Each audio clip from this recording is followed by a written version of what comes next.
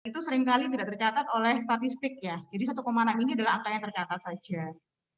Nah, ternyata angka kematiannya pun itu kalau kita menyadari kalau mati sudah ajal ya. Tapi kita melihat bahwa kondisi kematian yang terjadi saat pandemi ini tidak wajar.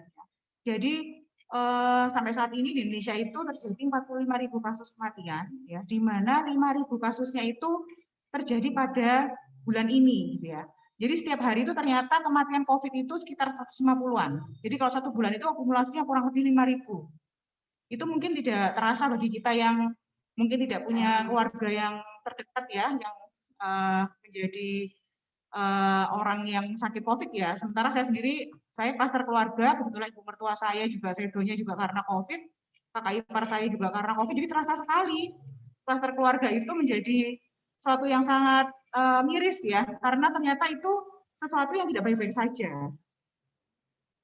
Nah, kalau dilihat dari angka kasusnya per jam, kalau di breakdown lagi lebih kecil ya, tadi satu hari itu sekitar 100 sampai 150 orang mati ya, karena COVID-nya itu sudah nggak bisa ditangani, ya. Ternyata 4 orang itu meninggal dalam waktu 1 jam. Ini saya hendak menunjukkan bagaimana sebenarnya kondisi kita itu tidak baik-baik saja.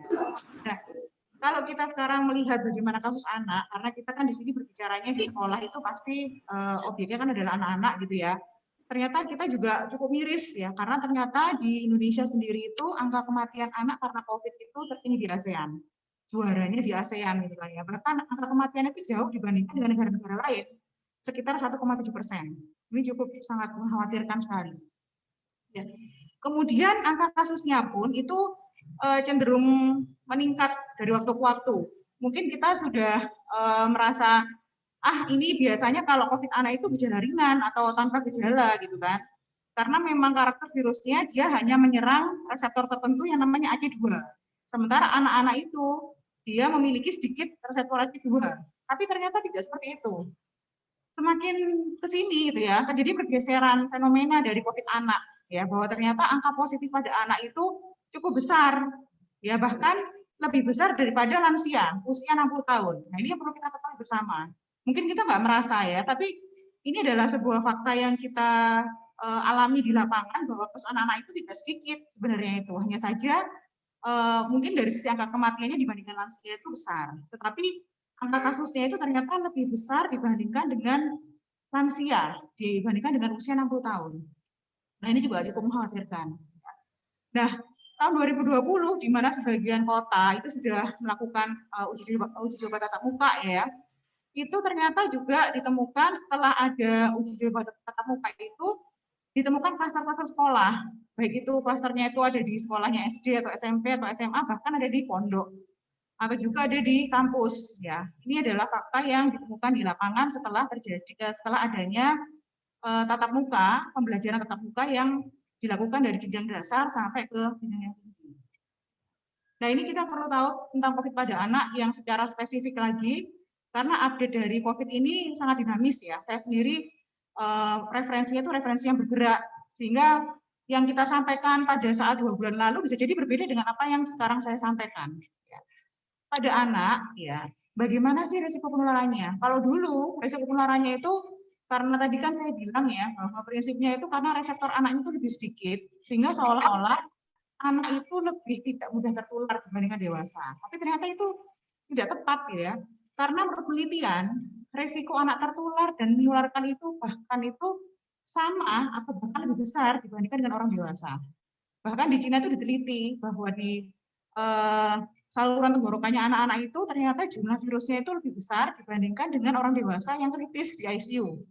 Jadi secara potensi penularannya ternyata antara tertular dan menularkan pada anak itu kurang lebih sama seperti orang dewasa. Sehingga kalau kemudian kita melihat anak-anak itu bermain di luar tanpa dia menerapkan protokol kesehatan yang benar, maka sangat mungkin sekali dia itu sebagai pembawa dari virus itu ke rumah ya, karena dia memang berpotensi untuk menularkan dan ditularkan oleh orang lain. Ya, meskipun di sini secara statistik itu gejalanya sebagian besar itu adalah gejala yang ringan atau tanpa gejala gitu ya.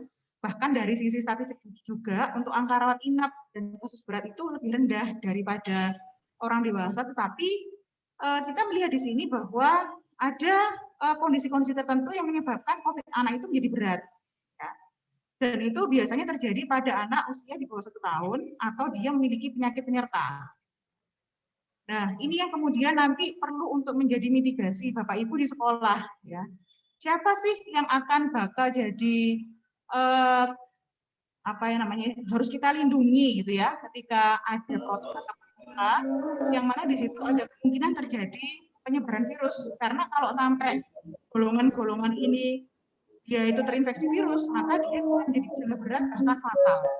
Yang pertama anak umur 1 tahun, kurang dari 1 tahun ya, berarti bayi. Kemudian obesitas atau kegemukan, anak dengan diabetes mellitus atau anak dengan asma atau penyakit paru kronis ya. Kemudian anak-anak yang memiliki penyakit jantung bawaan dan juga anak-anak yang memiliki penyakit medis kompleks ya, baik itu karena dia itu memiliki gangguan metabolik atau dia memiliki penyakit ganasan gitu ya. Nah, ini semuanya harus menjadi catatan. Sehingga kalau nanti Bapak dan Ibu itu membuka sekolah, itu harus dipastikan siapa-siapa saja yang dia memiliki penyakit penyerta. Karena apa? Diharuskan bagi anak-anak yang dengan penyakit penyerta ini itu pelajarannya itu dengan cara daring. Ya.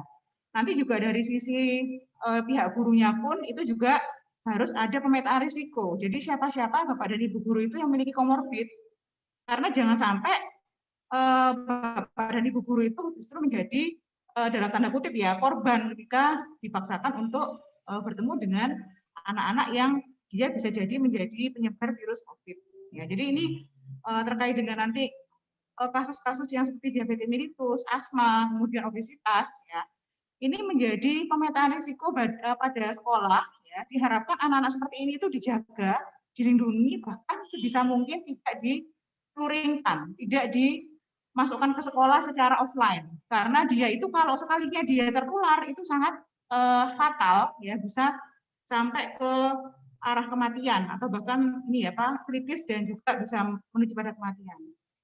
Nah, ini yang kemudian saya bilang tadi update.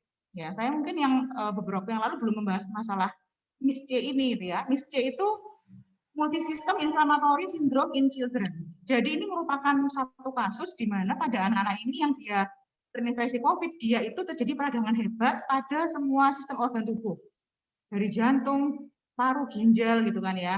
Yang itu terjadinya karena apa? Terjadi karena anak ini merespon imun berlebihan, ya, memiliki respon imun yang berlebihan terhadap COVID ketika dia masuk ke dalam tubuh si anak. Ini bukan hanya terjadi pada anak-anak dengan komorbid ya. Ini perlu diketahui bahwa fenomena MIS-C ini justru saat ini itu sangat dikhawatirkan oleh para anak gitu ya. Karena seringnya juga sesuatu yang tidak diduga sebelumnya. Anaknya sehat tanpa penyakit penyerta, karena respon imunnya berlebihan ya untuk melawan virus, terjadi peradangan hebat pada anak yang justru itu menjadi pengantar pada kematiannya. Jadi dikatakan sebagai MIS-C ini. Ini yang perlu sangat dipahami oleh Bapak dan Ibu guru bahwa jangan merasa apa ya istilahnya itu mengabaikan COVID pada anak gitu kan ya. Anak yang baik-baik saja suatu ketika dia bisa jatuh pada kondisi MIS-C ini dan itu sangat berbahaya sekali ya. Jadi ini yang kemudian dimunculkan. Peradangan hebat itu terjadinya pada organ-organ vital, pada jantung, pada paru-paru, pada otak, pada ginjal gitu kan ya. Juga pada organ-organ lain seperti mata, kulit gitu ya. Dengan penampakan yang seperti ini. Jadi keluhannya itu ada demam, jadi perut, muntah, diare. Jadi seperti bukan orang COVID gitu ya. Jadi kayak orang kayak sakit mungkin ini ya Pak, dulu kita pernah mengenal ada penyakit campak atau morbilli gitu ya. Dia kemerahan, kemudian matanya merah gitu ya. Jadi sangat mirip sekali dengan penyakit yang lain gitu ya. Dan anaknya kelihatan sangat toksik, lemes sekali. Itu kondisi seperti ini sangat mungkin sekali terjadi pada anak. Ya, jadi akhirnya dia menjadi jatuhnya kepada kondisi gawat darurat, sulit bernafas, nyeri dada, gitu ya. Dia disorientasi. Jadi kalau sudah seperti ini kita jangan sampai menunda-nunda lagi untuk segera dibawa ke UGD terdekat. Bagaimana supaya kita bisa mencegah MIS-C ini? MIS-C ini sangat-sangat misterius Bapak dan Ibu guru. Jadi tidak ada korelasi apakah MIS-C itu terjadinya pada anak umur sekian kah atau pada komorbid apakah, tidak ada gitu kan. Jadi bisa terjadi pada semua anak-anak ya. Caranya untuk mencegah MIS-C tidak lain adalah kita harus mencegah COVID-nya sendiri. Jangan sampai COVID itu menjangkiti anak-anak kita gitu kan. Karena sekalinya anak itu terinfeksi COVID, maka kita tidak bisa memastikan ya ending dari COVID-nya itu apakah dia menjadi tanpa gejala, apakah dengan gejala ringan, ataukah justru menjadi yang berat atau bahkan misc ini tadi, kan ya. Sehingga caranya untuk bisa mencegah COVID itu menginfeksi anak kita tidak lain adalah dengan cara apa? Dengan melakukan protokol kesehatan semaksimal mungkin.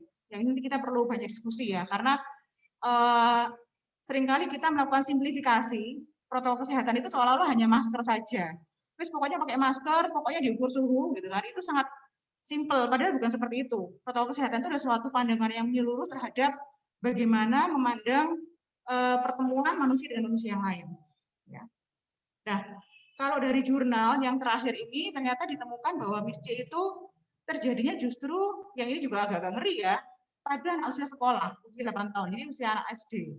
Ya. Tetapi sebenarnya juga bisa pada anak usia berapapun ya, tapi ternyata yang terbanyak itu adalah pada usia anak SD. Itu kenapa? Itu juga masih misterius, masih suatu hal yang masih dikaji dan dikaji lagi oleh para ahli atau dokter anak gitu ya. Kenapa kok pada usia yang usia 8 tahun gitu ya. Nah ini yang perlu digarisbawahi gitu ya, bahwa 66 sampai 73% itu ternyata sebelumnya itu baik-baik saja. Tidak ada komorbid, tidak ada kelihatan anaknya itu punya kelainan bawaan yang sebelumnya sudah ditunjukkan gitu ya.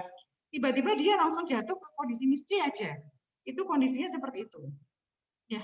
Kalau sudah misc, ini yang perlu kita waspadai gitu ya. 80% itu masuk ICU, ya. 30% itu butuh ventilator, ya. Kemudian karena dia shock, maka dia butuh obat untuk tekanan darah, ya. Jadi dopamin, adrenalin itu, ya. Dan 4%-nya, 2-4% itu meninggal dunia. Jadi ini misc ini baru ditemukan tahun 2021 ini. Kalau tahun lalu itu anak-anak yang dia meninggal dunia itu dia adalah anak-anak dengan komorbid, ya, baik itu karena dia punya penyakit jantung bawaan atau dia punya keganasan gitu ya. Tapi untuk saat ini enggak, misc itu menjadi suatu momok pada anak-anak yang itu bisa menimpa siapa saja.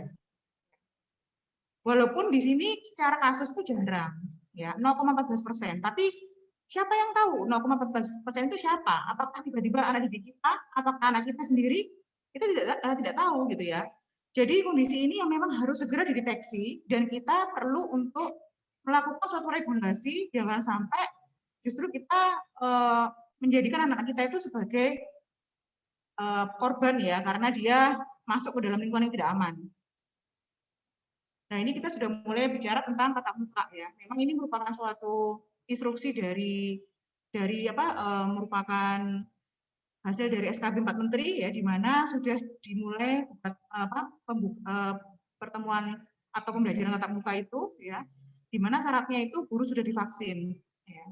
Tapi ternyata sekarang ini vaksinnya masih berjalan, bahkan ada sekolah-sekolah pun yang belum ada gurunya divaksin, tapi dia tetap harus melakukan PTM.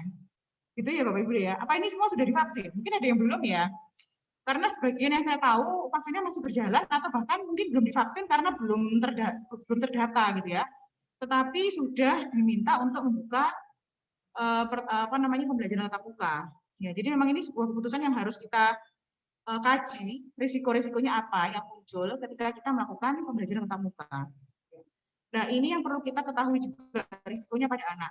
1 dari 3 anak dengan COVID yang merawat inap itu dia masuk ICU. Jadi seperti kasus itu dia masuk ICU. Kemudian misc, ini yang update-nya itu misc ini ya. Misc bisa terjadi pada siapa saja. Ya. Nah, ini juga beritanya tidak mengenakan gitu ya. Pada akhir tahun 2020 terjadi peningkatan kasus pada anak. Ya, dan itu usianya adalah 2-10 tahun ya, dan 10-16 tahun. Ya, kalau kemarin saya ikut webinarnya IJA itu kan disampaikan bahwa di situ angka kematian tertinggi itu adalah pada usia di bawahnya 2 tahun, usia balita ya, di bawahnya 5 tahun, dan usia remaja di atasnya 16 tahun. Itu kalau di bawahnya 5 tahun mungkin karena masih daya tahan tubuhnya masih rendah ya. Tapi kalau di atasnya 15 tahun mungkin kalau saya membayangkan karena dia pergerakannya itu lebih tinggi dibandingkan dengan usia-usia yang sebelumnya gitu kan ya. Jadi usia remaja itu kan dia pasti punya banyak teman, dia bisa kemana-mana gitu kan ya, sehingga angka kasusnya pun juga sangat tinggi pada usia-usia segitu dan kematiannya juga tinggi. Jadi kalau kita melihat risikonya apa kalau itu kemudian anak itu masuk sekolah secara tatap muka gitu kan ya, maka risikonya sama seperti orang dewasa, dia bisa tertular dan bisa menularkan ke orang lain ketika dia mengandung virus COVID ya. Dan ini secara penelitian juga bisa dibuktikan ya bahwa anak usia sekolah dia berisiko 18% itu bisa menularkan ke anggota keluarga yang lain. Dan di surveinya IDAI dikatakan bahwa 66% anak sekolah itu dia tinggalnya bersama dengan lansia dan bersama balita. Jadi kita bisa membayangkan, meskipun anaknya itu baik-baik saja, gitu ya, tetapi yang perlu digali risikonya adalah dengan siapa dia bertemu ketika pulang sekolah, gitu ya. Jadi jangan sampai si anak ini justru membawa sesuatu dari sekolahnya, karena ternyata 66% itu anak itu tinggalnya dengan lansia, di mana kita tahu lansia angka kematiannya itu tertinggi, ya. Dan juga pada balita, itu juga ternyata kebanyakan anak sekolah itu tinggal bersama balita dan juga lansia. Ya. Dan ini ternyata angka penularannya juga cukup tinggi ya. Jadi anak-anak itu tidak baik-baik saja sebenarnya, kalaupun dia tanpa gejala, tapi dia berisiko untuk menularkan ke orang lain yang ada di sekitarnya, dan itu terutama kontak eratnya di dalam rumah. Sehingga kalau kita lihat di dalam jurnal tahun 2020 dan 2021 dijelaskan bahwa antara korelasi antara menutup sekolah dengan buka sekolah itu ternyata berkorelasi terhadap apa? Terhadap naik turunnya angka COVID ya. Ketika ditutup sekolahnya, maka ternyata juga berkorelasi terhadap penurunan angka COVID di suatu negara. Ini ada di negara, baik itu di Indonesia, di mana itu di Cina, atau di negara Eropa, itu ternyata seperti itu kondisinya itu. Nah ini yang tadi saya bilang ya, setahun COVID itu kita dapat kado. Kadonya apa? Kadonya itu ada banyak mutasi-mutasi. Nah ini yang mutasi agak ngeri itu mutasi B117, yang itu dari UK, dari Inggris. Karena ternyata ini adalah suatu mutasi yang membuat virus ini dia sangat mudah sekali menyebar kepada orang lain.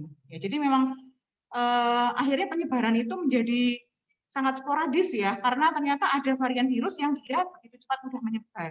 Ya. Dan ini kalau kemudian dikaitkan dengan ketika sekolah dibuka, maka dia meningkatkan kasus.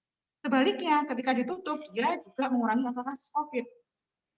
Nah, kemudian bagaimana dengan Indonesia? Di Indonesia sudah banyak sekali klaster-klaster ya. Kalau yang ini mungkin masih bulan Maret ya, tapi kalau Bapak dan Ibu bisa membaca di media-media itu, di situ dijelaskan bahwa di pondok X di mana gitu ya, kemudian ada di sekolah di SMA mana, di SMA mana gitu kan. Setelah proses pembelajaran tatap muka itu terjadi klaster sekolah gitu ya. Jadi murid dan juga guru atau kemudian tenaga pendidikan itu dia dengan angka jumlah yang cukup besar itu dia sama-sama terinfeksi, meskipun mungkin sebagian besarnya itu dia OTG. Tetapi yang perlu kita pikirkan itu ketika orang OTG itu ketika dia pulang, dia bisa bertemu dengan siapa? Dengan golongan yang berisiko, ada lansia, ada anak kecil, atau orang-orang dengan komorbid. Nah, itu yang perlu kita selamatkan.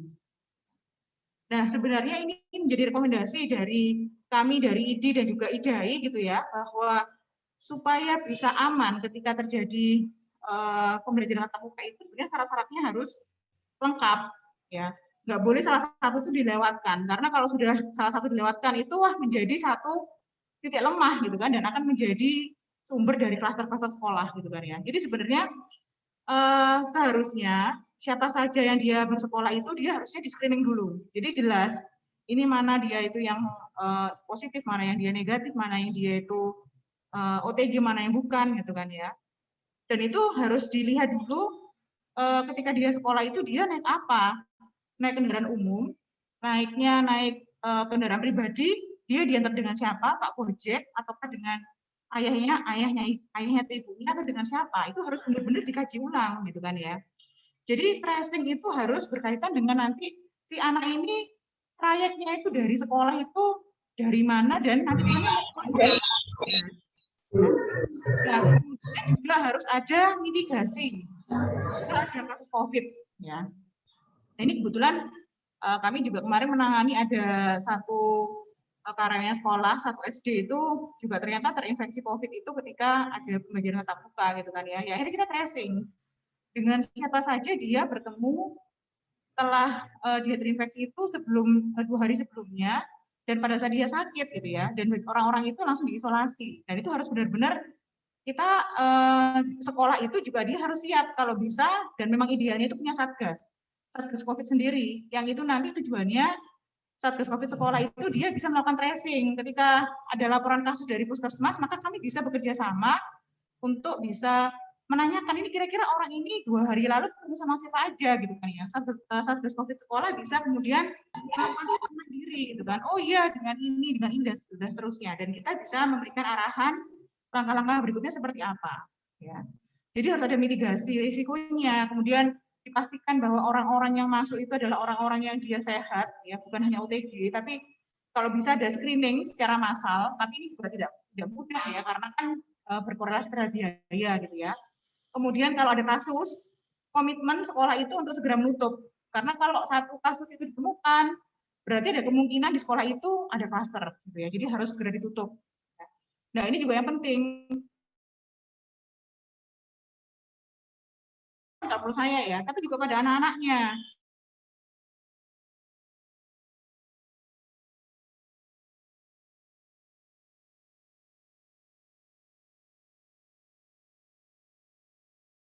Anak akan divaksin atau tidak gitu kan ya. Yang jelas saat ini angka cakupan vaksin itu masih sangat rendah. Di Indonesia itu sangat rendah sekali. Para guru itu belum semuanya tervaksin. Anak-anak juga belum ada vaksinnya gitu kan ya. Dan orang yang tervaksin pun itu tidak menjamin dia akan kebal dengan COVID.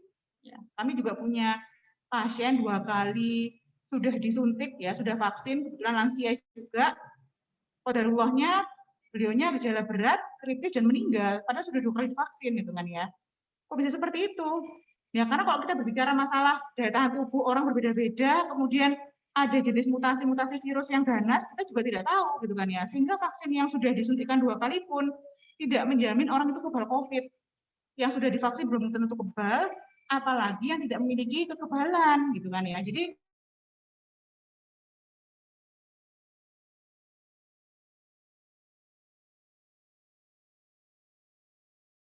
tatap muka itu masih belum bisa dikatakan layak gitu kan. Ini kita berbicara secara pandangan secara sains ya. Ini belum dikatakan layak sebenarnya. Nah, dan Kemendikbud juga melakukan survei di situ pada ini kalau nggak salah bulan awal 2021 gitu kan ya. Ternyata memang di sini sekolah itu belum siap ya karena memang kalau membayangkan protokol kesehatan itu bukan hanya sekedar masker, bukan hanya sekedar hand sanitizer atau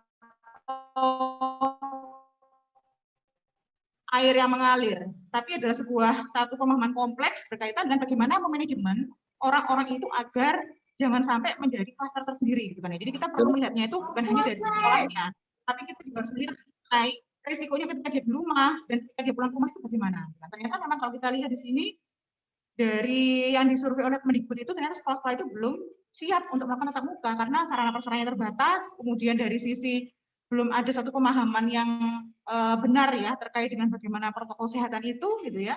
Sehingga memang seharusnya ini menjadi suatu catatan seharusnya kesiapan itu belum ada saat ini gitu kan. Dan itu sangat risiko sekali kalau kemudian akhirnya dibuka pembelajaran secara offline itu. Nah, ini IDAI baru saja mengeluarkan rekomendasinya tanggal 27 April kemarin itu ya menyatakan bahwa tatap muka belum direkomendasikan karena menurut IDAI itu ini berdasarkan pada ini ya berdasarkan pada angka positif rate ya itu dikatakan wabah terkendali itu kalau positif rate-nya itu kurang dari 5%. Indonesia berapa? Indonesia masih 20%, masih jauh sekali, masih tinggi sekali. Ya. Dan kemudian kalaupun ada tatap muka, maka sekolah itu harus memfasilitasi supaya tetap orang tua yang menginginkan itu supaya masih bisa belajarnya secara daring atau online itu sekolah harus siap. Nah ini yang kemudian juga menjadi suatu dilema ya bagi para guru gitu kan. Kita membayangkan ketika kemudian guru itu dia harus melayani offline dengan online, saya bayangkan betapa sulitnya, betapa payahnya, betapa lelahnya gitu ya guru itu harus melayani yang offline maupun yang online. Yang offline harus dengan protokol kesehatan yang ketat. Sementara yang online pun juga harus dilayani. Ini sangat kelelahan sekali para guru itu gitu ya. Nah ini kemudian kalau memang kita sekarang memandang pandemi ini kita nggak bisa memastikan apakah tahun ini selesai. Bahkan kalau dari para ahli epidemiologi itu bisa sampai 4 tahun, 7 tahun lagi ya pandemi itu akan berakhir gitu kan. Maka sebenarnya IDAI mengatakan merekomendasikan itu harus ada suatu inovasi dari proses belajar mengajar ya. Nah, seperti background saya ini ya, ada di pantai. Jadi bisa-bisa aja belajar di pantai itu untuk apa? Untuk bisa memunculkan sirkulasi yang baik dibandingkan dengan kalau harus memaksakan diri belajar seperti sebelum pandemi, harus di kelas, harus di ruang tertutup gitu kan ya. Kita harus melakukan inovasi. Karena apa? Pandemi ini tidak bisa berjalan 1 tahun lagi atau masih nggak tahu sampai kapan gitu kan ya. Sehingga harus ada inovasi untuk itu. Nah, ini yang kemudian kalau sekarang ini kita sudah kadung ya, kita sudah kadung membuka tatap muka itu, maka tadi saya sampaikan bahwa yang pertama kita harus melakukan namanya pemetaan risiko. Jadi anak-anak itu harus tahu riwayat penyakitnya, riwayat kesehatannya harus jelas. Anak-anak dengan komorbid yang tadi saya bilang, itu harus dilindungi. Sebisa mungkin tidak dengan offline cara pembelajarannya itu, tapi dengan cara daring. Demikian pula para guru yang kemudian dia memiliki komorbid gitu ya. Seharusnya guru-guru ini juga harus dilindungi dengan dia di rumah aja, ngajarnya di rumah aja gitu ya. Nah, kalau kemudian dalam kondisi yang datang itu adalah anak-anak yang sehat dan juga tidak punya komorbid dan juga guru-guru yang sehat gitu ya, maka di sini kita harus menyiapkan ruangannya. Nah, ruangan itu yang pertama adalah kita memastikan adalah ventilasi. Sebisa mungkin itu kita lakukan di outdoor, entah itu di taman atau di lapangan gitu ya. Kemudian juga semua kalau terpaksa di suatu ruangan tertutup gitu ya, maka semua pintu jendela dibuka ya. Nah, ini kalau bisa lebih baik lagi kalau kita punya HEPA filter. HEPA filter itu high efficiency particular air. Jadi pembersih udara yang dia bisa menyerap partikel-partikel termasuk juga partikel virus ya. Dia bisa melakukan purifier, bisa melakukan pemurnian udara gitu ya. Tapi ini juga terkait dengan biaya juga gitu kan ya. Tapi kalau emang nggak ada ya udah, kalau bisa dilakukan di tempat yang terbuka, di tempat yang itu sirkulasinya itu bagus. Nanti saya jelaskan kenapa sih kok harus dengan sirkulasi yang terbuka seperti itu gitu ya. Kalau cuci tangan pasti sudah tahu ya. Tapi mungkin yang harus dievaluasi adalah cuci tangannya itu gimana. Apakah cuma cicik-cicik selesai? Anak saya yang kecil itu kadang-kadang, ayo cuci tangan yuk gitu ya. Itu cuma dia asal aja seret-seret gitu aja kan. Kita pastikan bahwa dia itu cuci tangannya dengan langkah-langkah yang benar, karena 6 langkah itu bukan tanpa alasan, tapi itu adalah sebuah langkah-langkah yang bisa mengcover semua jari-jari dan tangan kita di baik itu tangan telapak tangan maupun yang punggung tangan gitu ya. Itu harus dengan 6 langkah. Yang itu harus kemudian menjadi kebiasaan yang otomatis pada anak-anak gitu kan ya. Harus dilatih terus baik itu dari orang tuanya maupun oleh sekolahnya. Jadi kalau memang pembelajaran itu dilakukan, maka sebaiknya di ruangan terbuka. Kalau terpaksa di dalam ruangan itu, selain dilakukan pembatasan jumlah anaknya, gitu kan ya, itu juga diusahakan semuanya dibuka. Semua dibuka, tidak ada AC. AC tidak boleh digunakan, gitu kan ya. Dan kalau lebih baik lagi kalau ada HEPA filternya, ada pembersihnya itu lebih bagus lagi. Nah, ini yang juga kabar nggak enaknya. Tahun lalu kalau referensi yang tahun lalu itu mengatakan bahwa COVID itu penularannya itu hanya lewat droplet, hanya 1-2 meter, dia menempel di permukaan, terus dia akan mati sendiri selama beberapa hari, gitu kan ya. Tetapi sejak pertengahan 2020 ternyata ditemukan dan WHO dan CDC itu mengatakan bahwa COVID itu bisa menular secara airborne. Airborne itu dia menularnya itu secara virusnya itu akan berenang-renang di udara, jadi dia akan bisa menjangkau yang lebih dari 2 meter. Gitu. Kalau dulu kita menganggap, oh cuma 1 meter, 2 meter aja gitu kan ya, tapi ternyata enggak. COVID ini dia sudah bisa menular secara airborne. Jadi meskipun yang sakit itu di radiusnya 3 meter, tapi kalau kemudian dia menyemburkan partikel-partikel virusnya, maka orang yang dia di jarak 2 meter lebih itu dia bisa kemudian terkena virusnya itu. Gitu. Nah, makanya kemudian kondisi-kondisi seperti ini harus kita waspadai pada apa? Pada ruang tertutup, ya seperti di kantor, restoran atau sekolah gitu kan ya. Maka kita harus mencegah penularan airborne ini. Karena apa?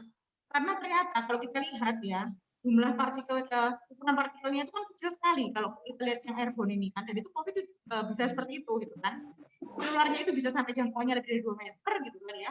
Dan bertahan di udaranya itu sangat lama. Nah, risiko airborne itu hanya terjadi pada apa? Pada ruang tertutup dan juga pada ruang yang ventilasinya buruk, sirkulasinya itu buruk gitu. Sehingga kalau dibandingkan indoor sama outdoor, pilihlah yang outdoor. Ya, kayak saya ini, saya ada di pantai, meskipun pantainya itu saya lagi berhayal di pantai gitu kan ya.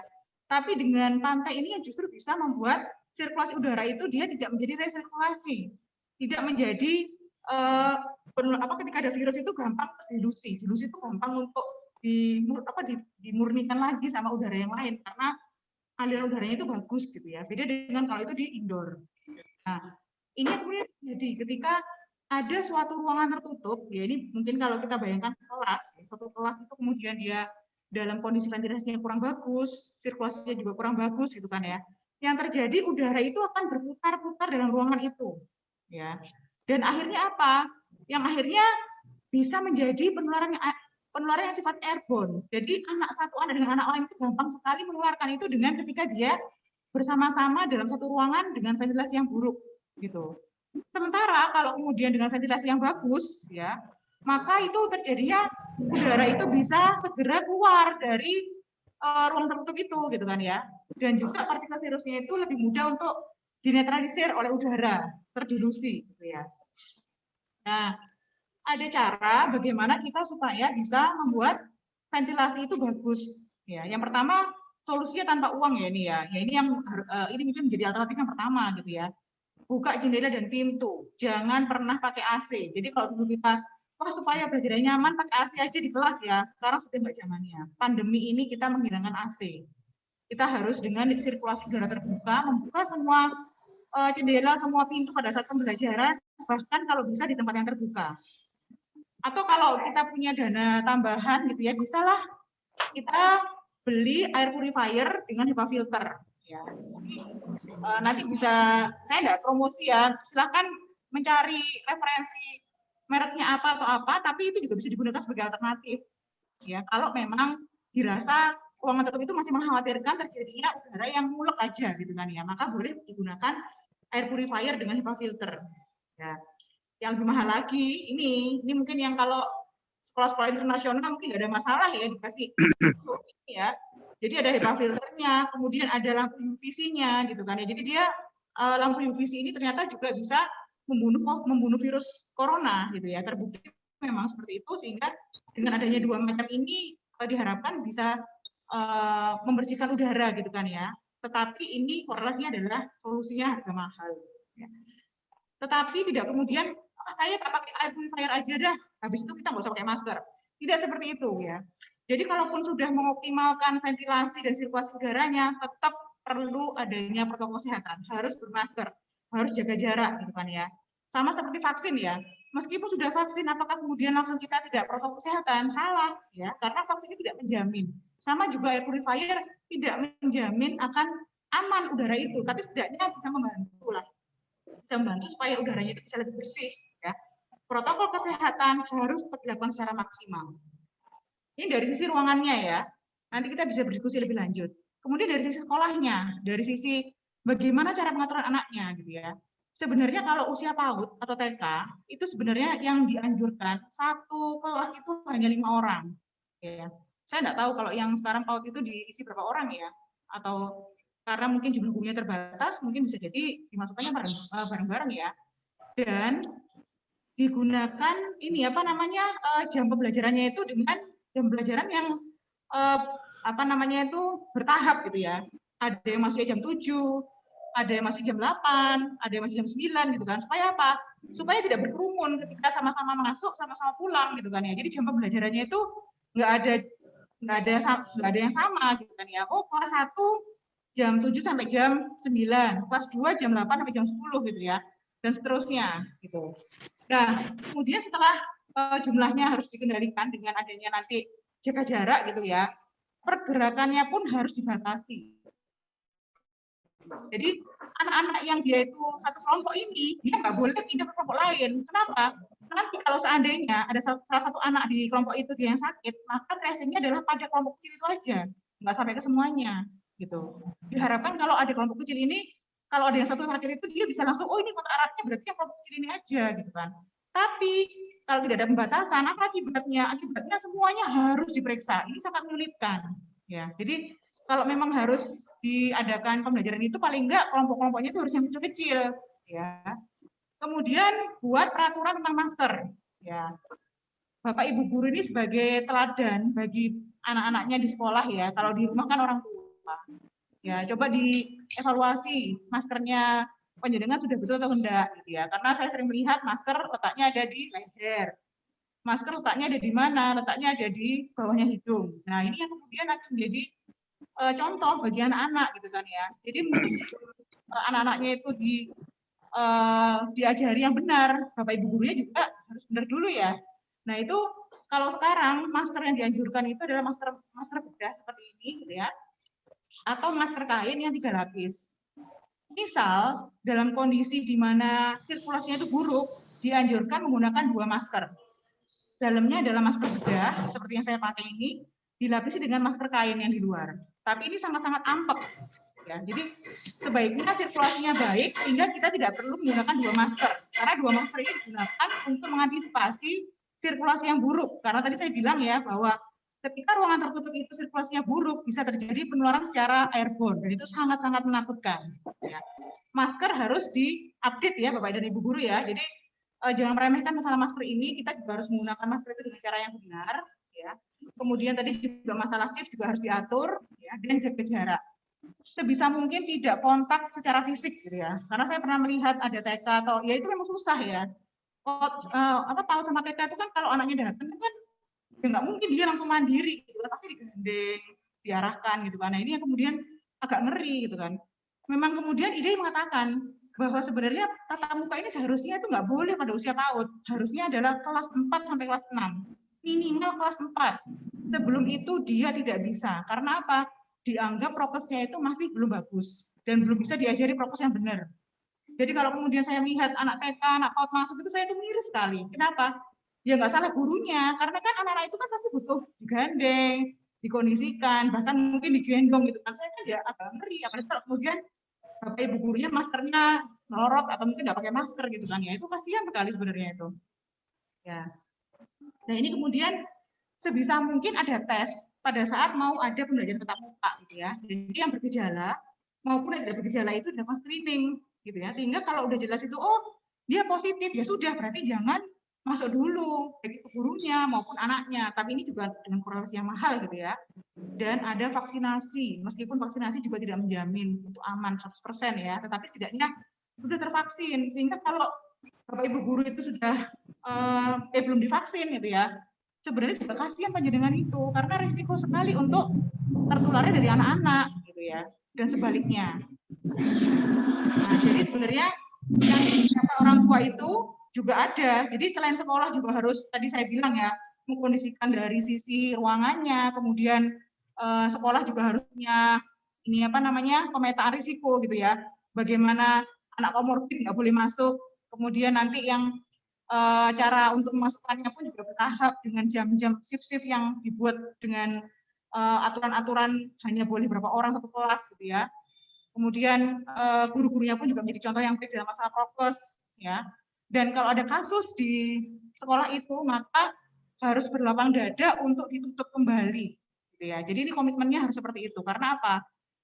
Klaster sekolah itu sudah menjadi secara evidence base-nya itu terjadi di mana-mana gitu ya. Jadi memang kalau ada satu kasus bisa dipastikan di situ nggak hanya cuma satu kasus aja tapi banyak kasus gitu ya. Nah, ini kemudian bagi orang tua yang ada di rumah ini juga harus memahamkan tentang prokes itu bagaimana gitu kan ya.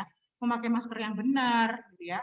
Kemudian bagaimana mensupport anak gitu ya. Kalau saya pribadi saya masih membuat ini anak-anak saya itu sekolahnya daring aja meskipun saya juga agak kerepotan ya. Saya harus bekerja meninggalkan anak-anak yang harusnya dibimbing sama gurunya tapi hanya daring aja. Tapi antara risikonya yang muncul itu sangat nggak bisa saya bayangkan kalau itu terjadi pada anak-anak saya. Jadi ya udahlah daring aja, yang penting lebih aman dibandingkan dengan nanti was-was di sana harus begini harus begitu dan lain-lain gitu ya. Jadi orang tua harus memberikan support ya dan harus open minded Bapak dan Ibu guru. Jadi ketika kemudian kayak kami ini melaporkan Pak Bu ternyata Pak guru ini positif, dia harus mau untuk di tracing. Jangan sampai kemudian denial. Oh enggak kok Bapak itu nggak pernah ketemu kok. Bapak itu begini begitu dan sebagainya. Karena COVID ini sebenarnya penyakit yang ngajak-ngajak. Jadi perlu untuk open mind bagi kita itu untuk bisa ketika di tracing itu kita juga harus kooperatif gitu ya. Jadi betul bekerja sama untuk dalam hal mitigasi dan juga ketika ada kasus antara sekolah dengan kami puskesmas itu bisa saling bekerja sama. Nah, ini yang kemudian rekomendasi yang terbaru ini nanti mungkin akan dijelaskan oleh Mbak Anita ya. Bagaimana nanti sekolah-sekolah itu seharusnya memiliki checklist ya, daftar tilik kesiapan sekolah. Jadi ini paling enggak ini adalah standar minimal yang harus dimiliki oleh sekolah sehingga dikatakan bahwa sekolah itu siap untuk mengadakan uji coba tatap muka. Ya, jadi ini perlu kita pahami bersama bahwa dengan adanya pembukaan sekolah itu berarti mau nggak mau kita juga mengakui bahwa potensi penularan itu bisa meningkat dengan cara sekolah itu dibuka, kan? Lu kan wisatanya dibuka, mallnya kan dibuka, ngaji-ngajinya kan juga tetap sore hari tetap anak-anak ngaji gitu kan ya. Nah kalau masalah sekolah dan ngaji itu kan berarti ranahnya berbeda ya. Kalau sekolah ya berarti ada tanggung jawabnya sekolah, tapi kalau urusan-urusan kayak ke mall, ngaji, ya seharusnya orang tua dia yang mengontrol anak-anaknya itu gitu ya. Jadi juga saya agak miris ya, meskipun niatannya baik untuk ngaji sore hari, tapi ternyata banyak sekali dan mungkin sekarang sudah hampir tidak ada protokol kesehatan ketika anak itu ngaji. Meskipun niatannya baik dan itu memang harus kita biasakan untuk mengaji gitu kan ya, tapi ternyata tidak ada regulasi yang membuat lingkungannya itu aman untuk anak itu belajar. Itu sangat berbahaya sekali. Sehingga di sini kita perlu saling memberikan saran masukan bagaimana supaya nanti persiapan-persiapan ini dilakukan secara komprehensif ya. Mungkin dari kami yang di kesehatan ini bisa memberikan masukan secara teknis nanti, dan nanti Bapak dan Ibu guru pun juga jangan berpikiran ini apa namanya, wis nggak apa-apa, yang penting doa, yang penting tawakal gitu kan ya. Untuk saat ini doa dan tawakal itu pasti itu adalah urusan hati ya. Tetapi langkah-langkah kita yang kemudian bisa untuk melakukan pencegahan dari anak itu dari sebelum dia berangkat sampai dia pulang itu adalah suatu usaha yang harus kita upayakan karena menjadi bagian dari ikhtiar kita.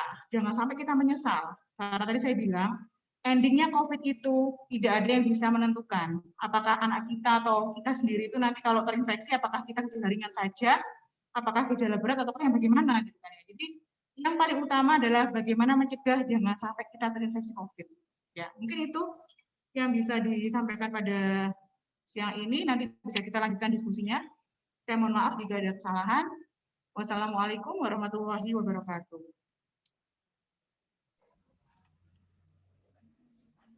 Baik, terima kasih atas materi yang sudah disampaikan, Dr. Mika.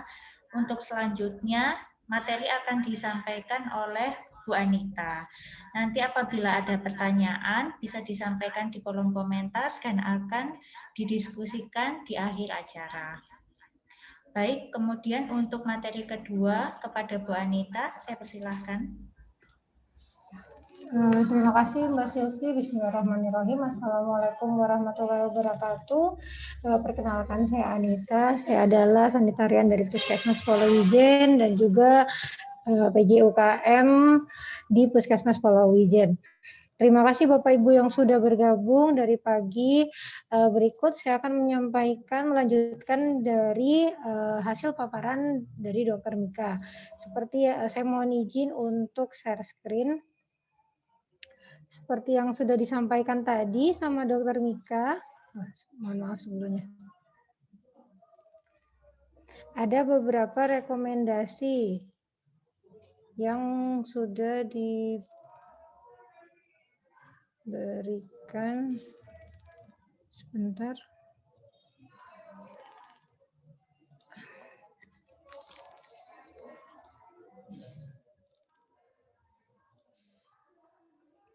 Mohon izin. Jadi di sini ada beberapa prosedur tetap pembelajaran tatap muka. Di sini kami mengkolaborasikan beberapa peraturan, baik dari peraturan COVID yang sudah diturunkan oleh Menteri Kesehatan, Pendidikan, maupun dari IDAI yang sudah dijelaskan sama Dr. Mika. Untuk daftar tilik sudah kami rangkum, di mana nanti akan kami masukkan ke dalam materi yang bisa di-download setelah di akhir. Jadi hari ini kita akan memberi link bit.ly materi yang akan disampaikan oleh Mbak Silvi nanti. Jadi di sini ada daftar tilik pengawasan dan pembinaan penerapan protokol kesehatan, di mana daftar tilik ini bisa kita lakukan dua arah, yaitu bisa dilakukan checklist oleh guru, mau yang di supervisi oleh kepala kepala sekolah maupun dari puskesmas yang datang untuk melaksanakan monitoring pelaksanaan tatap muka. Di sini untuk sarana CTPS saya yakin seluruh sekolah sudah melakukan dan memberikan fasilitas ini. Kemudian masker harapannya ada terdapat masker cadangan apabila dari murid ada yang rusak ataupun ada yang sudah kotor. Perlengkapan desinfektan juga harus memadai. Nanti akan dijelaskan apa saja jenis-jenis bahan desinfektan. Sarana kebersihan saya yakin sudah ada. Kemudian untuk termogon dan juga pengukur suhu. Di sini yang perlu diperhatikan adalah kondisi termogon ketika digunakan, apa dalam kondisi baik ataupun dalam kondisi tidak baik, seperti baterainya belum dicas ataupun belum diganti cas. Jadi itu perlu ada pengecekan ataupun monitoring yang wajib dilakukan setiap hari sebelum dan sudah pelaksanaan.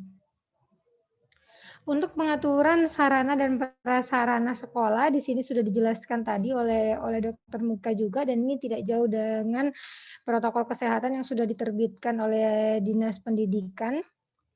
Adanya pengaturan meja, kemudian ventilasi, memiliki pencahayaan yang baik, terdapat tempat sampah, dan yang paling penting adalah terdapat media sarana cuci tangan, baik sebelum masuk ke ruangan ataupun nanti di meja dari guru. Dan harapannya satu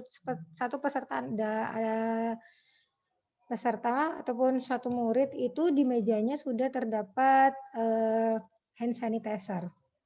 Bisa dibawa dari rumah. Sedangkan untuk yang di meja itu yang pakem yang sudah dimiliki oleh Bapak Ibu guru. Terdapat kegiatan pembersihan dan desinfeksi yang dilakukan setiap hari sebelum dan sesudah.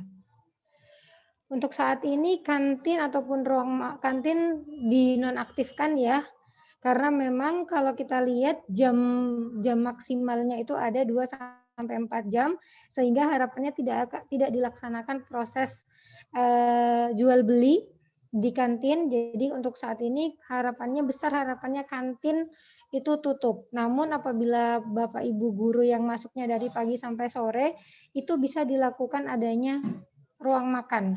Ruang makan harapannya tidak ada di satu ruangan, tapi di lapangan luas yang dimana memang tetap dibuat bergantian untuk makannya. Untuk toilet dalam kondisi bersih, kemudian selalu dibersihkan. Ada pemisahan antara laki-laki dan perempuan, dan juga masih tetap saja di dekatnya ada tempat untuk cuci tangan. Ruang ibadah ini tidak dibuka untuk anak kecil kecuali untuk kelas 6 yang melakukan ujian praktek ya. Ujian praktek apabila dilakukan harus dengan protokol ketat, yaitu tidak ada karpet, dibersihkan rutin sebelum dan sesudah. Dan untuk seluruh penduduk sekolah, baik anak, baik murid ataupun guru, itu wajib menggunakan alat ibadah sendiri, tidak boleh bergantian. Baik mulai dari sejadah, kemudian alat sholat, dan juga Al-Quran.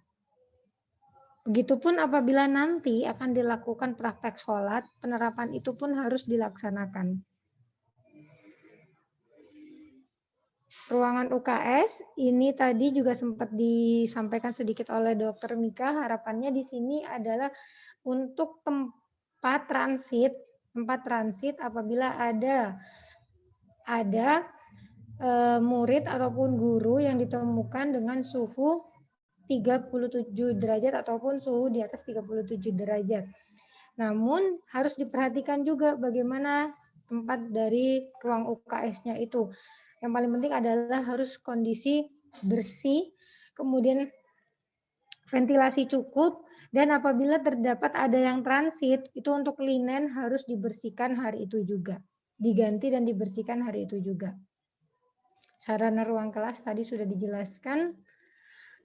Mungkin yang paling harus kita perhatikan adalah yang nomor 9 ini adalah tersedia protokol kesehatan bagi pengantar, penjemput, ataupun tamu. Harus ada SOP yang dibentuk, nggih. Terdapat informasi perilaku pencegahan COVID-19. Terdapat peraturan akses ke fasilitas pelayanan kesehatan dan rujukan. Ini tadi untuk yang sudah transit. G harus ada alurnya. Alurnya yang keempat adalah terdapat peraturan pencegahan ataupun perundang-undangan. Yang kelima, terdapat peraturan dan pelayanan psikososial. Yang keenam, terdapat jalur masuk anak untuk memastikan tidak adanya kerumunan di satu waktu. Dan harapannya untuk pintu masuk dan pintu keluar pun ada jalur yang berbeda, namun kalau tidak bisa berarti harus ada jeda waktu apabila anak akan pulang dan juga ada anak yang akan masuk bergantian di waktu selanjutnya. Dan ini tadi yang dijelaskan sama Dr. Mika, salah satu upaya mitigasi itu adalah terdapat data seluruh warga satuan pendidikan yang melakukan pembelajaran tatap muka. Data seluruh warga satuan pendidikan yang melakukan pembelajaran dari rumah. Data seluruh warga satuan pendidikan dengan kondisi sakit. Data seluruh warga satuan pendidikan yang memiliki komorbid. Data yang tidak boleh melakukan pembelajaran tatap muka, bukan karena alasan kesehatan, G. Misalnya karena akses transportasi, karena memang besar harapannya tidak menggunakan alat transportasi umum.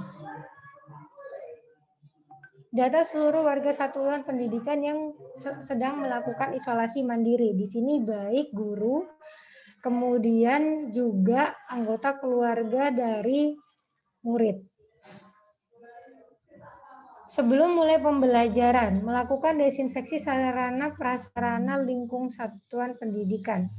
Melakukan pemantauan kesehatan warga, mulai dari cek suhu, menanyakan adanya gejala batuk, pilek, sesak, sakit tenggorokan.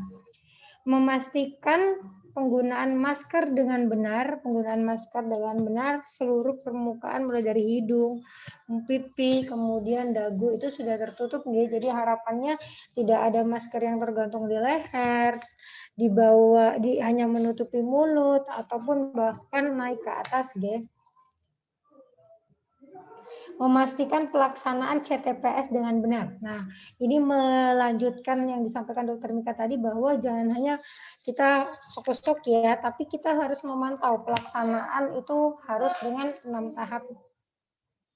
Selesai pembelajaran, melakukan desinfeksi sarana prasarana dan lingkungan satuan pendidikan. Jadi sebelum dan sesudah memastikan kecukupan cairan desinfektan, sabun cuci tangan, air bersih di setiap fasilitas CTPS, dan cairan pembersih tangan. Memastikan kesediaan masker cadangan atau masker tembus pandang. Jadi apabila ada anak didik yang menggunakan one ply atau hanyalah 1 lapis, itu harapannya diganti dengan minimal 3 lapis. Memastikan termogun berfungsi dengan baik, melaporkan hasil pemantauan kesehatan warga satuan pendidikan harian kepada kepala sekolah. Ini adalah beberapa rekomendasi IDAI yang dimana di atas tadi sudah ada beberapa yang sudah direkomendasikan IDAI. Yang pertama adalah tersedia tim khusus mitigasi kesiapan sekolah yang melibatkan guru, petugas sekolah, orang tua, dan murid untuk menilai kesiapan pembukaan sekolah satu persatu dan menentukan buka tutup sekolah dalam keadaan meningkatnya kasus. Yang kedua adalah seluruh guru dan pengurus sekolah sudah divaksinasi. Jadi harapannya memang adanya feedback ataupun laporan. Salah satu rekomendasi IDAI adalah seluruh guru dan juga pengurus guru itu wajib untuk sudah dilakukan vaksinasi. Ini juga yang sudah dijelaskan tadi, ruang kelas memiliki ventilasi dan sirkulasi yang sangat baik untuk menjamin pertukaran udara.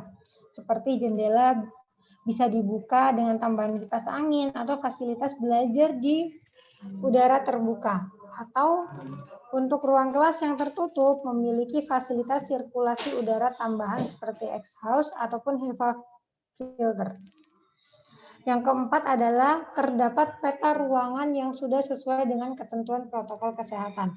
Untuk peta ruangan ini dipasang di depan sebelum masuk ataupun di gerbang, itu sudah harus ada mana saja alur-alur pelayanan di sekolah, mana yang tidak boleh, mana yang harus bisa masuk namun dengan APD yang baik. Untuk daftar tilik ini nanti akan kami masukkan di materi. Kemudian untuk materi yang selanjutnya,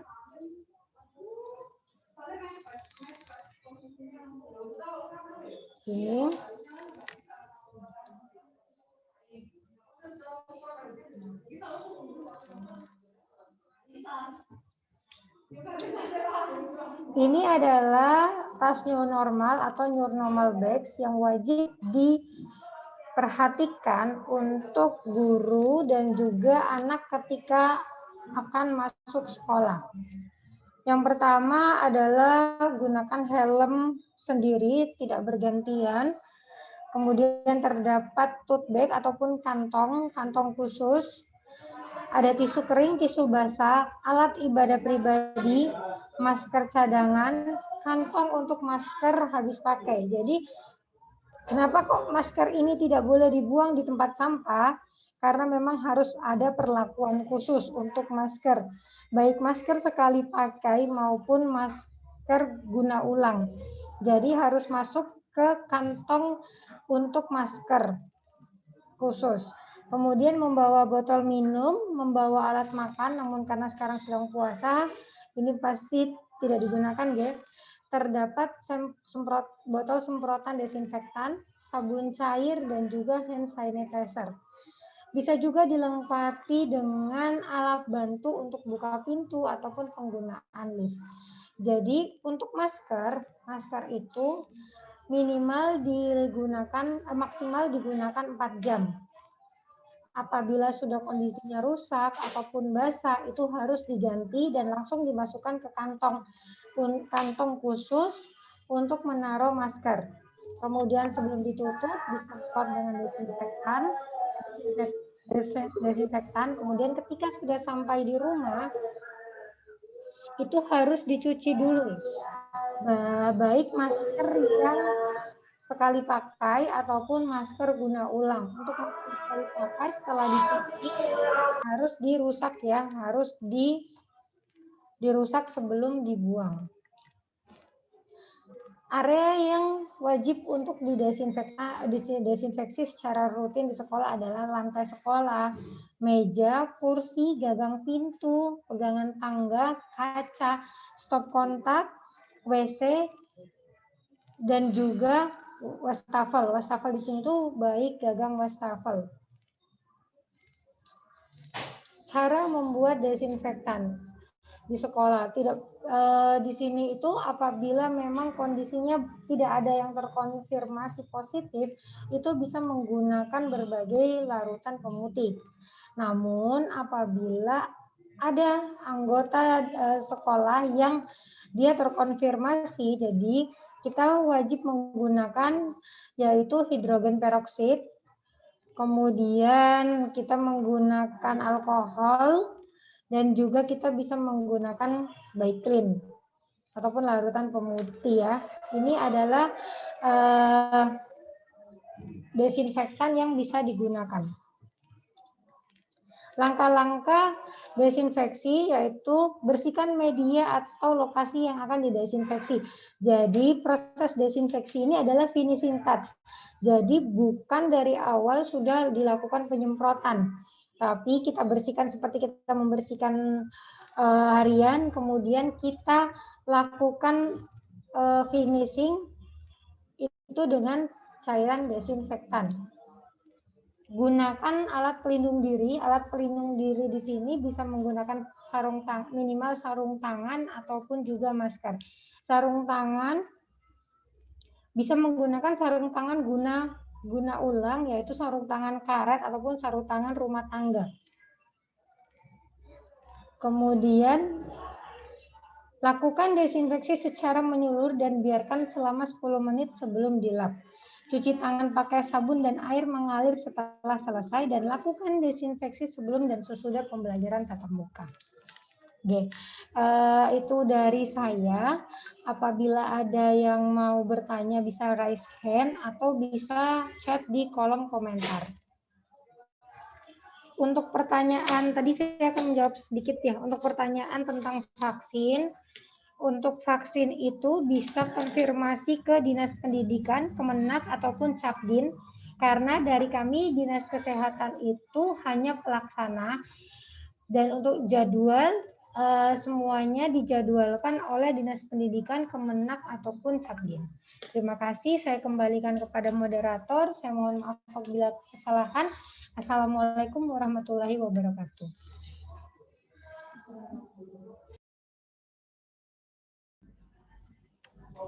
Baik, terima kasih banyak Bu Anita atas materi yang sudah disampaikan.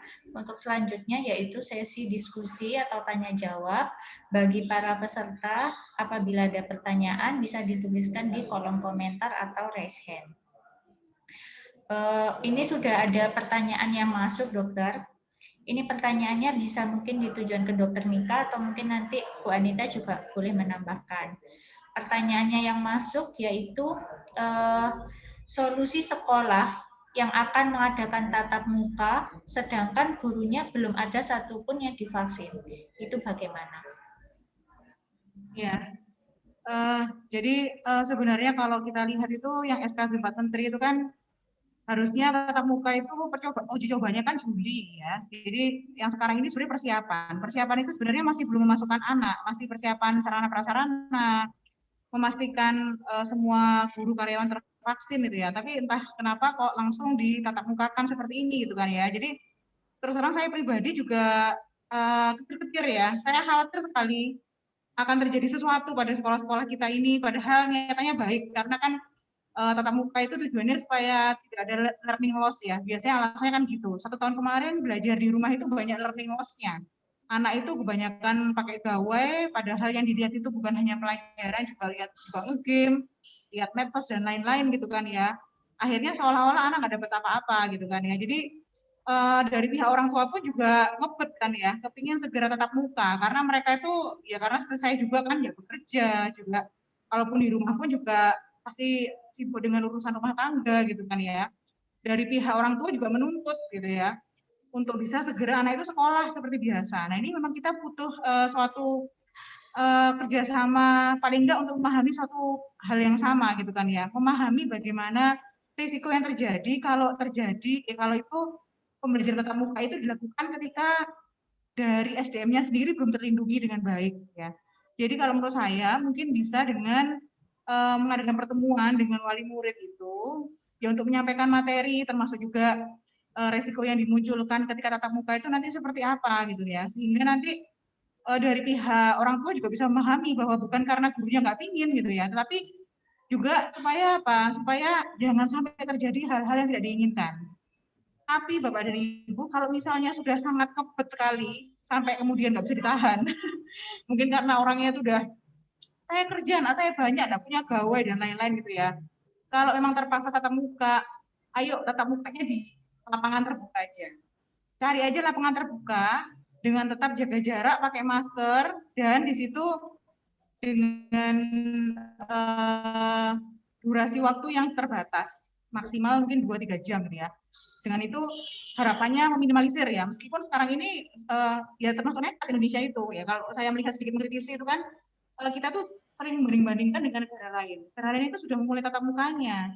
Nah kita mulai tatap muka dalam kondisi yang gawat, dalam kondisi positif rate-nya masih 20%, dalam kondisi angka kematiannya tinggi gitu kan ya. Ini kayak seperti selamat ya, atau nekat gitu ya, nekat yang luar biasa kalau saya itu ya. Jadi kalau memang orang tua bisa diedukasi, kalau yang masih memungkinkan daring ya jadi buat daring aja, apalagi kalau PAUD ya. Saya tuh mengkhawatirkan sekali kalau yang PAUD dan TK itu, kenapa? Karena pasti guru dengan murid itu dia akan bersentuhan, nggak mungkin itu karena anak usia-usia segitu dalam kondisi dia mandiri itu belum bisa. Jadi kalau yang aman memang harus didaringkan aja gitu ya.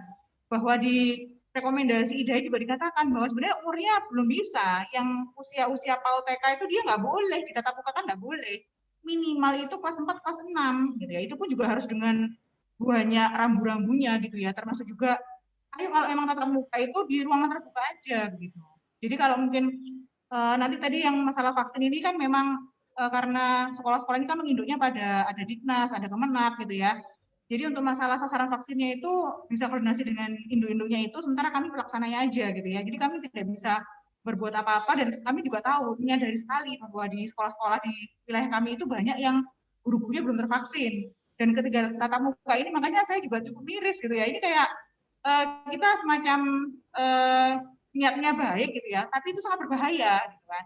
Makanya kalaupun nanti dipaksakan tatap muka ini, tolong Bapak dan Ibu memilih tempat-tempat dengan sirkulasi yang bagus, di tanah lapang, di taman, atau kalau bisa di mana tempat yang kayak saya nih di pantai ya, saya tuh bayangin kalau sekolah di pantai itu mungkin enggak ya. Ya karena ini kita harus berpikirnya out of the box. Karena kenapa? Karena pandemi ini kita harus berinovasi. Kita nggak bisa memaksakan supaya kita bisa sekolah seperti zaman sebelum pandemi. Kalau kita memaksakan seperti itu, akan terus ada klaster-klaster yang muncul. Kenapa?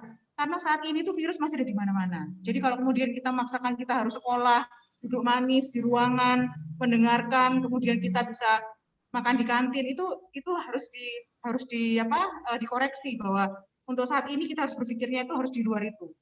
Bagaimana menciptakan pembelajaran itu yang setidaknya itu aman dengan cara apa? Ya di tempat-tempat yang tidak menimbulkan bahaya bagi baik guru maupun murid-muridnya. Sebisa mungkin kalau ada kesepakatan antara guru dengan orang tua supaya bisa sama-sama daring itu malah lebih bagus lagi gitu ya. Karena anak saya itu alhamdulillah SD-nya pun juga masih daring meskipun diminta untuk tatap muka dari Diknasnya, tapi alhamdulillah bisa dengan alasan ABG dan seterusnya itu bisa. Orang tuanya itu disadarkan dan pihak sekolahnya pun juga mendukung. Itu akhirnya nggak ada masalah sama-sama daring. Toh kita itu di kota, di tengah kota gitu ya. Kalau yang di kabupaten atau di kota pelosok itu saya sangat memahami daring itu mungkin suatu hal yang sulit. HP nggak ada, jaringannya susah gitu kan ya. Jadi mau nggak mau harus tetap muka gitu kan. Tapi kalau kita di kota ini sebenarnya mungkin masalah kerepotan aja gitu kan. Dan bagaimana nanti kita menciptakan suatu metode pembelajaran yang meskipun anak itu daring tapi tidak ada learning loss lagi. Nah ini memang tantangan bagi semua ini ya, baik itu dunia pendidikan, baik itu dunia baik itu orang tua gitu kan ya, untuk mendukung anaknya itu seperti itu gitu ya. Ini satu PR bersama bagi kita semua. Jadi itu tadi ya, untuk yang belum divaksin sebaiknya daring. Dan saya pesankan lagi, tolong sekali untuk mengadakan pemetaan risiko. Jadi siapa yang punya komorbid itu jangan nekat, benar-benar dilindungi, dia di rumah aja, baik itu guru maupun anak-anak gitu kan ya. Nanti IDA ini akan mengeluarkan rekomendasi siapa yang haram untuk masuk sekolah. Sampai seperti itu ya, karena saking takutnya, ini kok nekat sih buka sekolah dalam kondisi seperti ini, dalam kondisi positif rate-nya 20%, kematiannya tinggi, kok nekat banget gitu kan. Makanya IDA juga akan mengeluarkan rekomendasi anak-anak yang seperti apa yang tidak boleh sekolah secara tatap muka gitu kan. Nah sebelum nanti ada rekomendasi gitu, mungkin bisa kita lakukan dengan yang tadi saya sampaikan ya, jadi bisa membuat angket gitu ya. Ini anak-anak yang punya sakit asma, ada yang pernah punya sakit TBC, sebelumnya pernah mungkin ada penyakit yang nggak jelas gitu ya, yang mungkin kita sendiri nggak tahu, ya sebaiknya itu jangan dimasukkan. Termasuk juga para guru, oh saya sudah berobat di rumah sakit A karena saya punya jantung dan sebagainya, itu jangan ke sekolah, apalagi dalam kondisi belum tervaksin. Yang vaksin aja 2 kali itu bisa tetap sakit dan menjadi gejala berat, apalagi yang belum tervaksin ya. Jadi ya semoga forum ini bisa membuat kita sama-sama ini ya berkolaborasi bagaimana supaya nanti yang kita lakukan ini sesuatu yang bisa baik buat kita semua gitu ya, tidak sampai terjadi bahaya dengan kita baik supaya anak mendapatkan pembelajaran, tapi justru itu malah berbahaya karena mendatangkan infeksi bagi kedua belah pihak. Ya, seperti itu mungkin.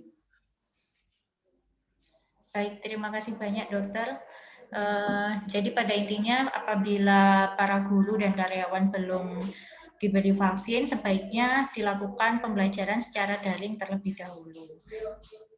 Kalau saya sharing juga ya dokter, hasil telaah dari petugas Promkes waktu melihat kesiapan pembelajaran tatap muka di sekolah beberapa waktu yang kemarin. Sudah ada beberapa sekolah di wilayah Polowijen yang sudah sempat kami kunjungi. Itu beberapa protokol kesehatan yang mungkin sudah diterapkan, antara lain kalau sarana cuci tangan, hand sanitizer, kemudian termogan, itu sudah disiapkan dan sudah cukup bagus.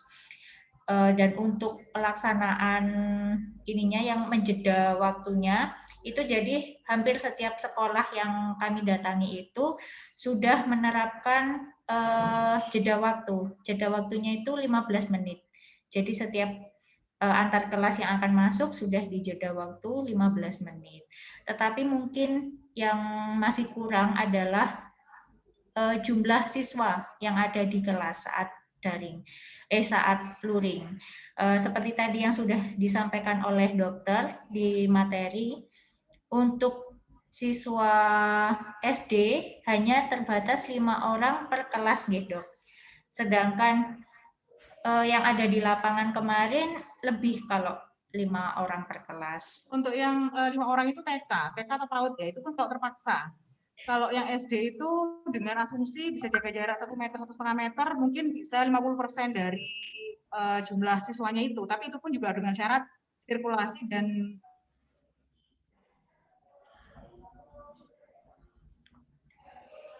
Iya, ya begitu dokter. Baik, mungkin monggo untuk Bapak Ibu Guru bisa disampaikan pertanyaannya, mumpung ini kita juga ada kesempatan untuk sharing bersama dengan Dr. Mika dan juga Bu Anita selaku sanitarian dan juga tim PPI juga beliau berdua. Jadi monggo bisa disampaikan apapun pertanyaannya terkait protokol kesehatan saat pembelajaran tatap muka di sekolah.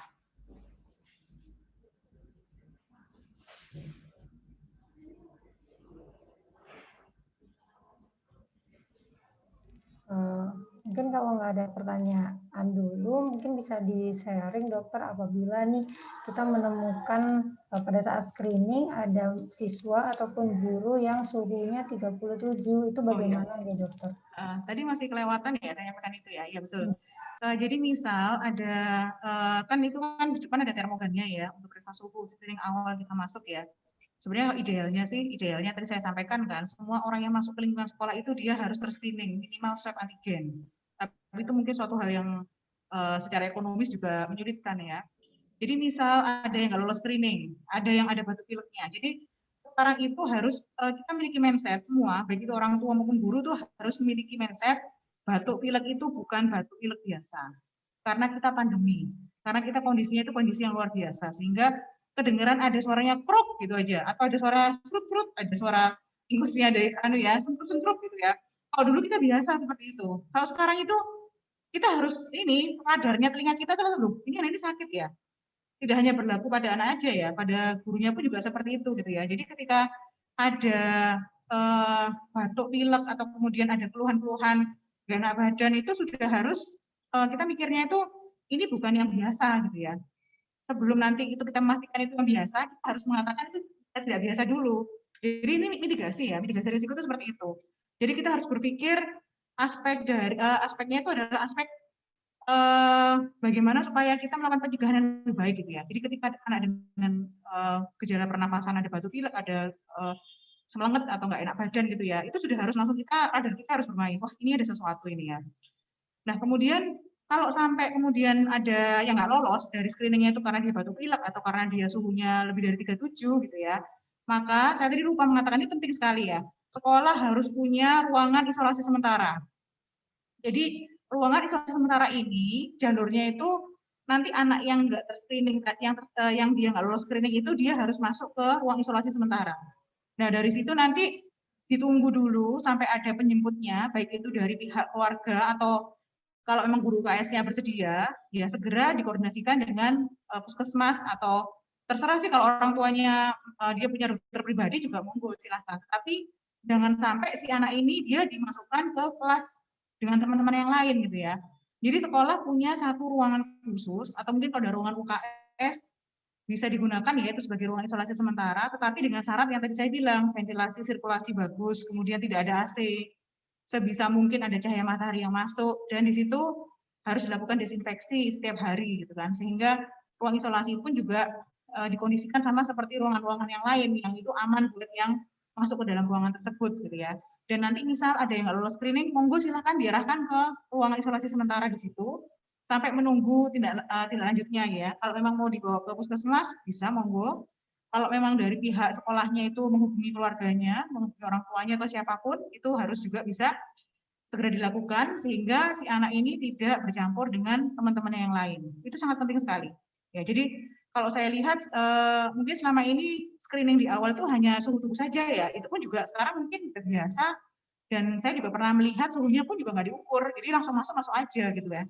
Jadi berdasarkan pada pengakuan orang tuanya, ini anak saya sehat. Nah ini yang pihak sekolah itu harus yang tegas, harus yang memiliki apa ya, agak-agak sedikit sangar gitu ya. Karena itu kita membawa nyawanya banyak orang, nyawanya si anak-anak maupun nyawanya para guru gitu kan ya. Jadi kita itu bukan karena kita jahat atau kita menghalangi anak sekolah, tapi kita itu hendak melindungi nyawanya manusia, dan itu justru yang lebih penting dibandingkan dengan pembelajaran untuk mendapatkan aspek intelektualitasnya gitu ya. Lebih penting kita itu untuk menyelamatkan nyawa anaknya dulu.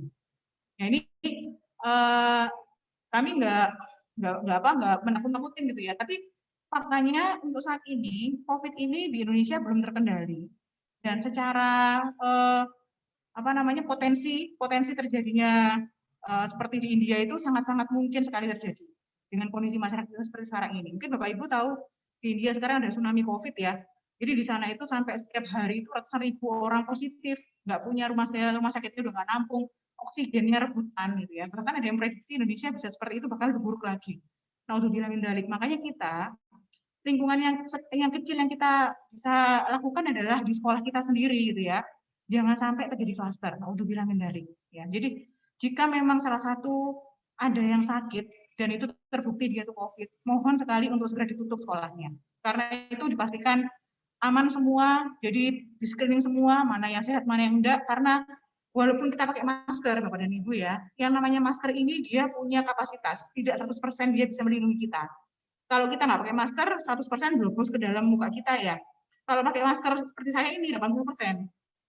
Nah, kalau nanti kalau kita tugas di tempat-tempat saya dokter, saya biasa periksa di Polinfeksius ya, saya pakai masker N95 itu 95%. Jadi tidak ada masker satupun yang 100% dia melindungi. Sehingga kalau pakai masker pun, kalau dia kontak erat, dia bisa sekali masuk melalui masker kita itu. Jadi ini suatu warning bagi kita bahwa protokol kesehatan itu bukan hanya sekedar masker, bukan hanya sekedar kita cuci tangan, bukan hanya sekedar kita ditemukan, tapi kita melakukan mitigasi secara keseluruhan bagaimana orang-orang yang masuk ke sekolah itu adalah orang-orang yang aman dalam arti dia yang tidak berbahaya, sehingga kita perlu melakukan suatu screening tidak hanya sekedar yang biasa-biasa gitu ya. Orang tua pun juga harus punya pemahaman yang sama, sehingga saya berharap juga panjenengan bisa nanti menyampaikan, mensosialisasikan itu kepada orang tua gitu ya, sehingga mereka pun juga ketika anaknya bergejala mereka nggak memaksakan diri untuk tetap mengantarkan ke sekolah gitu ya. Dan sekolah pun juga harus fair ya, artinya begini, meskipun anaknya itu nggak masuk, tapi jangan sampai mempengaruhi nilai. Ini anaknya kok sering nggak masuk ya gitu kan. Untuk saat ini kita berpikirnya adalah nyawa dulu ya, karena kalau kita melihat itu hak hidup itu nomor 1, hak tumbuh kembang nomor 2, nomor 3 hak pendidikan.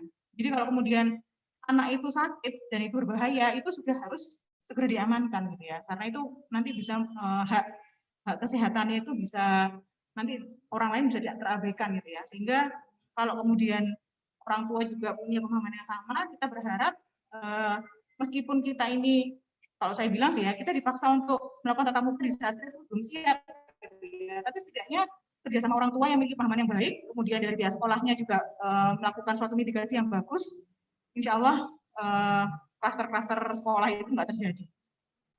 Nggak seperti yang di tempat-tempat lain ya. Kalau sekarang itu yang banyak itu di pondok-pondok ya, angka COVID itu di pondok-pondok itu besar sekali, karena kan mereka kan ternyata di pondok itu juga tidak terisolasi gitu ya, mereka masih terima orang luar, para ustadznya yang mengajar itu juga dia keluar masuk pondok, tidak berdiam diri di pondok itu gitu. Jadi ini ada pergerakan manusia keluar ini juga berbahaya sebenarnya itu.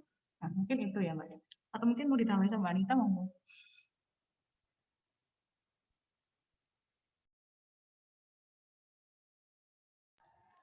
Oke, mungkin sudah dokter, mungkin yang nanti saya tambahi adalah karena memang kita pernah ada kasus bahwa ada salah satu petugas sekolah yang positif, itu ketika kami melakukan tracing harapannya memang respon yang cepat dari pihak sekolah ataupun nanti dari dari warga ataupun dari orang tua murid apabila nanti qadarullah naudzubillah min dzalik positif nih. Karena memang kemarin itu mungkin sama-sama baru masuk sekolah, tiba-tiba ada kasus, jadi dari sekolah itu masih bingung apa yang harus dilakukan dan sehingga jadi slow respon kepada kami. Ketika sudah melakukan feedback kepada kami, menyampaikan A, B, C, D, E, F, G adalah kontak erat, ternyata masa untuk testingnya itu sudah lewat dokter, sehingga memang Bapak Ibu harapannya ketika memang ada kondisi-kondisi Bapak Ibu yang tidak sehat itu langsung periksakan ke puskesmas terdekat karena memang sekarang di puskesmas Kota Malang khususnya sudah ada testing cepat yang bisa mendeteksi. Itu juga gratis apabila memang keluhannya mengarahkan ke situ. Jadi kita tidak bisa testing langsung ya. Saya nggak enak badan mau antigen itu nggak bisa. Tapi kita ada rekomendasi dari dokter yang memeriksa itu bisa diarahkan apabila memang gejalanya itu sesuai dengan gejala yang mendekati COVID-19. Kemudian kejujuran sangat diperlukan untuk kondisi seperti saat ini. Kejujuran ini harus didampingi dengan peran ataupun dukungan dari sekitar, karena ketika ada yang positif jangan semerta-merta langsung dijauhi secara psikologi, secara fisik, tapi ada pendekatan psikologis yang bisa kita berikan bahwa oh iya nggak apa-apa isolasi mandiri, kemudian mungkin ada bantuan-bantuan yang kita berikan, bantuan support itu paling penting guys, bukan yang langsung dia dijauhkan atau seperti apa. Itu yang membuat banyaknya pasien-pasien yang denial, banyak yang bohong bahwa dia tidak kenapa-kenapa. Dan untuk yang di kasus sekolah yang baru ini di wilayah kita tuh luar biasa, beliaunya dengan jujur langsung menyampaikan, namun memang kami tidak menyalahkan pihak sekolah terlambatnya feedback kepada kami karena memang kondisinya masih bingung ya, baru masuk sekolah, ada persiapan ujian. Tapi harapannya ketika nanti ada kondisi seperti itu, ada peran yang cepat sehingga bisa kita lakukan mitigasi resiko secara cepat.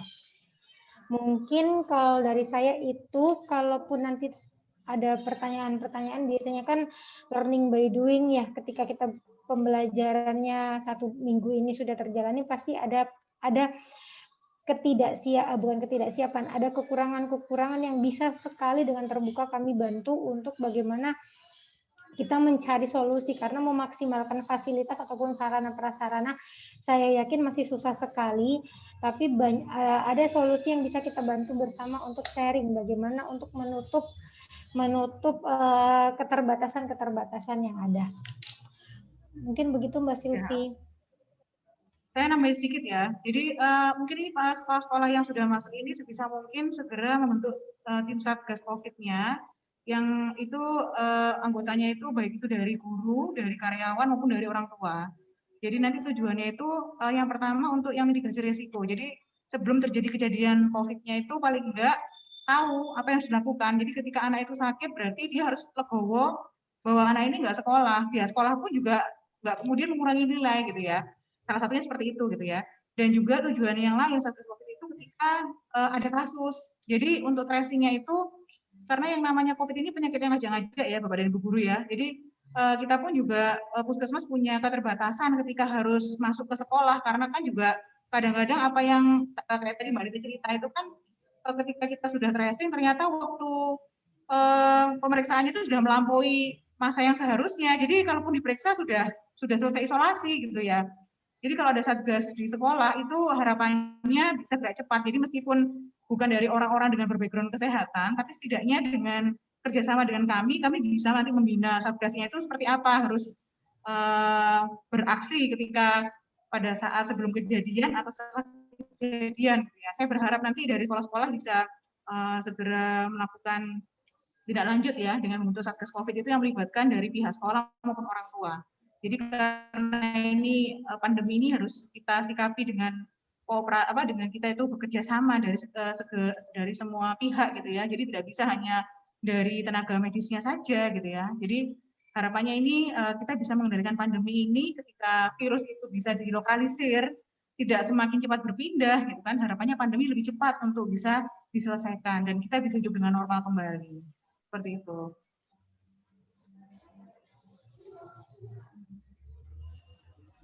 Baik, terima kasih banyak Dr. Mika dan juga Bu Anita atas informasi yang sudah disampaikan. Ini masih belum ada pertanyaan yang masuk lagi. Jadi mungkin apakah bisa diakhiri, Dokter? Ya, tadi aja seperti itu ya, learning by doing itu ya. Jadi sambil jalan aja, nanti kalau ada kendala-kendala atau yang terkait dengan hal yang perlu dikonsultasikan, kami siap terbuka untuk menerima atau memberikan masukan. Ya. Ini saya pakai 2 master ini juga sekalian mengedukasi Bapak dan Ibu ya, karena untuk situasi-situasi di mana kita kemungkinan bisa dalam kondisi crowded, maka kita berharap memberikan proteksi yang baik gitu ya. Jadi untuk saat ini kalau kondisi masih bisa aman, artinya jaga jarak masih dilakukan, situasi bagus, cukup hanya dengan masker medis ya. Karena setelah ini saya mau rapat dengan orang banyak, ya. Jadi saya memakai 2 masker. Yang pertama masker medis. Masker medis ini dia sifatnya dia masih harus difitkan dulu ya. Difitkan itu dipaskan dengan kontur wajah kita. Dan saya lapisin lagi dengan masker yang kedua, masker kain. Ya. Memang ampek, memang nggak enak, tapi inilah kondisi yang harus kita lakukan demi kebaikan kita bersama. Ya, terima kasih. Ya, terima kasih banyak dokter. Mungkin kemarin itu saat kunjungan sekolah itu juga beberapa sekolah sudah memiliki tim Satgas COVID. Tapi semoga memang tim itu benar-benar berjalan, bukan hanya hitam di atas putih seperti itu. Tapi ya seperti yang sudah disampaikan oleh Dr. Mika dan Bu Anita tadi, learning by doing. Jadi monggo apabila Bapak Ibu guru ada pertanyaan seputar bagaimana cara tracing, testing seperti tadi yang sudah disampaikan, bisa tanya langsung ke petugas kami di Puskesmas atau bisa melalui grup UKS itu juga bisa. Baik, terima kasih atas waktunya untuk Dr. Mika, Bu Anita sudah menyampaikan informasi-informasi kepada kami semua, dan juga terima kasih atas kehadiran dan kesempatannya kepada Bapak Ibu guru yang sudah mengikuti Zoom meeting pada pagi hari ini. Semoga kita semua selalu dalam keadaan selamat dan juga sehat, dan semoga pandemi COVID-19 ini bisa segera berakhir. Dan untuk link materinya sudah di-share di kolom komentar. Bagi Bapak Ibu yang ingin mendownload materinya bisa melihat di kolom komentar. Baik, terima kasih. Saya akhiri webinar pada pagi hari ini. Wassalamualaikum warahmatullahi wabarakatuh.